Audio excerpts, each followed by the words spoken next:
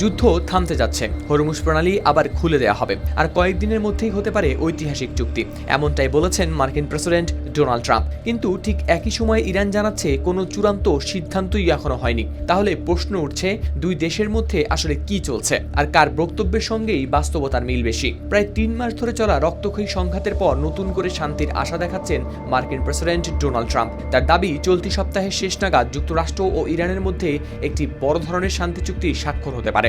এমনকি চুক্তি কার্যকর হওয়ার সঙ্গে সঙ্গেই হরমুজ প্রণালী জাহাজ চলাচলের জন্য খুলে দেওয়া হবে বলেও জানিয়েছেন তিনি। বার্তা সংস্থা রয়টার্সের প্রতিবেদনে প্রকাশ পেয়েছে এই তথ্য। হোয়াইট হাউসে সাংবাদিকদের সঙ্গে আলাপকালে ট্রাম্প বলেন, দুই দেশ একটি বড় সমঝোতায় পৌঁছেছে এবং ইউরোপ সফরের মধ্যেই সেটি চূড়ান্ত হতে পারে। তিনি আরও দাবি করেন, ইরানের সর্বোচ্চ নেতা আয়াতুল্লাহ মুস্তফা খামেনিও নাকি এই চুক্তির অনুমোদন দিয়েছেন, কিন্তু তেহরান থেকে আসা বার্তা একেবারেই ভিন্ন। ইরানের পররাষ্ট্র মন্ত্রণালয়ের মুখপাত্র ইসমাইল বাঘাই জানিয়েছেন, আলোচনার খসড়ার অনেক বিষয়ে সমঝোতা হয়েছে ঠিকই, তবে এখনও কোনো চূড়ান্ত সিদ্ধান্ত হয়নি। তার ভাষায়, কিছু শর্ত ইরানের কাছে গ্রহণযোগ্য নয় এবং সেগুলো নিয়ে সংশ্লিষ্ট কর্তৃপক্ষ এখনও আলোচনা করছে। অর্থাৎ ট্রাম্প যখন প্রায় চূড়ান্ত সমঝোতার কথা বলেছেন, তখন ইরান বলছে বিষয়টি এখনও রয়েছে পর্যালোচনার পর্যায়ে।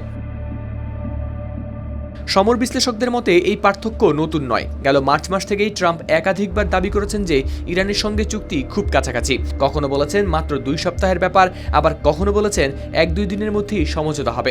কিন্তু বাস্তবে দুই পক্ষের মধ্যে এখনও স্বাক্ষর হয়নি কোনো আনুষ্ঠানিক চুক্তি।